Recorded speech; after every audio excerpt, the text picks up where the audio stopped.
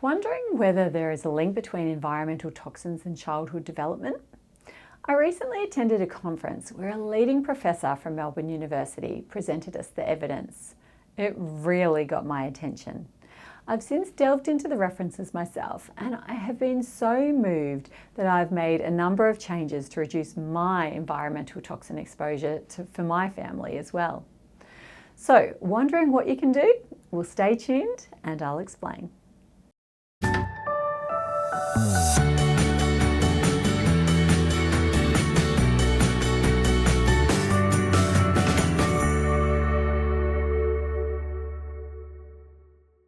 Hello, if this is our first time connecting, welcome. My name is Melanie and I'm a dietitian who specialises in nutrition throughout the first 1,000 days of life, from conception to toddlerhood, where it sets the foundations for the future health of your baby. Make sure that you subscribe to my channel, and if you'd like more dietary assistance for your little ones or little ones on the way, make sure that you check out the description box below for additional resources. Now, environmental toxins can literally impact the long-term health and development of your child. But not only that, they can build up in your child's cells to impact future generations as well.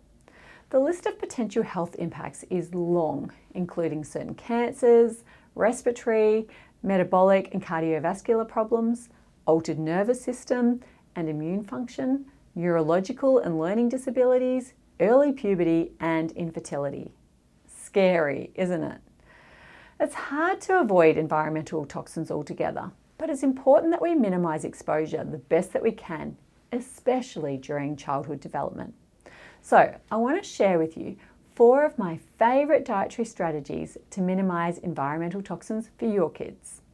Number 1, avoid sugary drinks. Now, as a dietitian, I obviously want you to do this anyway. But what you may not know is that studies have found that beverages were the food consumption category that provided the most environmental toxins.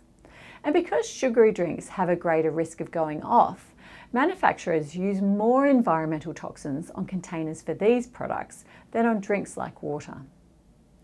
Number 2, on the topic of water, if you're going to buy water, try to purchase filtered water instead of drinks which sell natural, mountain fresh spring water. And I have to admit, I'm certainly guilty of this one. Although it sounds pure, these waters have higher than average amounts of environmental toxins that have been absorbed back into the atmosphere and end up in our rain and streams. Obviously, having your own water bottle rather than single-use bottles are the best, but which one? Ideally, invest in a stainless steel drink bottle to reduce exposure to chemicals used to make plastic ones. Fourthly, food stored in plastic containers, such as takeaway boxes, should be transferred to a glass or china plate or bowl before reheating. When plastic is heated, chemicals like phytates, which make plastic more durable, and bisphenols, used in some food packaging to protect and preserve contents, can leach into the food, particularly if the food is fatty. Additionally, the heating process may release dioxins from the plastic, which could also be absorbed into the food. If you've ever made something like lasagna and noticed an orange residue around the inside edge of the container, it's actually chemicals leaching into the food that causes it. Finally, wash fruit and veg before cooking or eating them. This is another recent change for me. In the past, I just assumed that they'd been washed before sale and didn't realise that chemicals were being added to help preserve them.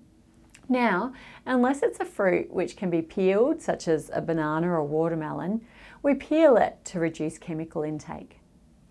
It can be overwhelming trying to make multiple changes at once, so let me know in the chat which of these changes you're going to start with. I'd also appreciate it if you could please love this video and make sure that you check out some of the others in this series, such as how to deal with fussy eating. I look forward to seeing you in my next video.